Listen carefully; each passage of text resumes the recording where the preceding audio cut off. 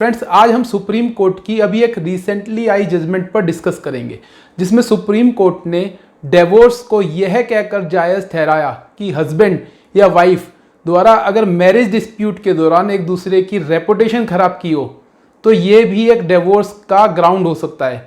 Supreme court ने इस तरह के कंडक्ट को भी क्रूरलिटी ही माना है। फ्रेंड्स, हमने ये देखा है जब भी मैट्रिमोनियल रिलेशन में दरार आती है और हस्बैंड वाइफ अलग रहना शुरू कर देते हैं और बाद में डिस्प्यूट को कोर्ट में ले जाना पड़ता है,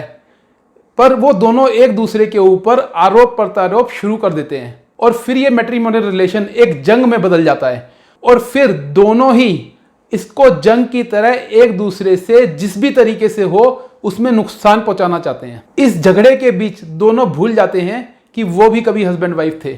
और दोनों ने अपनी लाइफ का एक बेहतरीन हिस्सा साथ में गुजारा था और फिर डिस्प्यूट के दौरान एक दूसरे की फैमिली में, दोस्तों में, पड़ोस में और यहाँ तक कि ऑफिस में रेपुटेशन खराब करना शुरू कर देते हैं और एक दूसरे की जहाँ हो सके वहाँ कंप्लेंट डालना शुरू कर देते हैं। अभी रिसेंटली ऐसा ही एक मामला सुप्रीम कोर्ट में आया, जिसमें सुप्रीम कोर्ट ने बोला कि जब मैरिज रिलेशन में कोई पार्टनर दूसरे पार्टनर की सोसाइटी में या रिलेटिव्स में और उसके कुलीग्स में रेपुटेशन को हार्म करे तो रॉन्ग करने वाली पार्टी को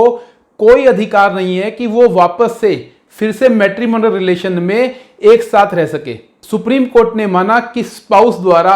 अपने पार्टनर की रेपुटेशन को सोसाइटी में खराब करना जिससे उसके कैरियर पर भी बुरा प्रभाव पड़ता हो, एक तरह की क्रूरलिटी है और इस केस में पिटीशन को अलाउ करते हुए डिवोर्स डिक्री को सही ठहराया गया। दोस्तों, सुप्रीम कोर्ट के इस केस में दोनों कपल की शादी 2007 में देहरादून में हुई थी और फिर दोनों में डिस्प्यूट होने के कारण जल्द ही एक दूसरे से अलग रहना शुरू कर दिया और वाइफ अपने पेरेंट्स के घर पर देहरादून में रहने लगी। उसके बाद क्या था दोस्तों, वाइफ ने एक मेंटेनेंस का केस फाइल कर दिया और एक कंप्लेंट एफआईआर कराने के लिए हस्बैंड को डोरी डिमांड के लिए फाइल कर दी। दूसरी तरफ हस्बैंड ने भी क्रूरलिटी और डिजर्शन के ग्राउंड पर विशाखापट्टनम में, जहां उसके पेरेंट्स रहते थे, डिवोर्स फाइल कर दिया और विशाखापट्टनम से डिवोर्स की डिक्री भी प्राप्त कर ली। बट ये डिवोर्स की डिक्री विड्रॉ हो गई जब वाइफ ने 2011 में सुप्रीम कोर्ट में इसके अगेंस्ट पिटीशन फाइल करी। उसके बाद हस्बैंड ने फिर से एक पिटीशन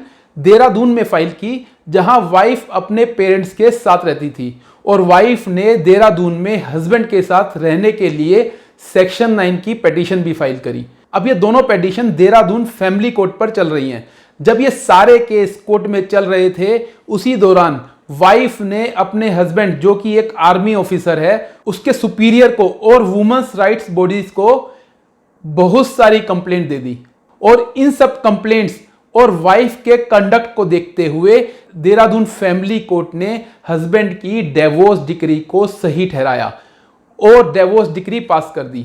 वाइफ सेम डिक्री के खिलाफ उत्तराखंड हाई कोर्ट में गई और उत्तराखंड हाई कोर्ट ने फैमिली कोर्ट की डिवोर्स डिक्री को सेट असाइड कर दिया।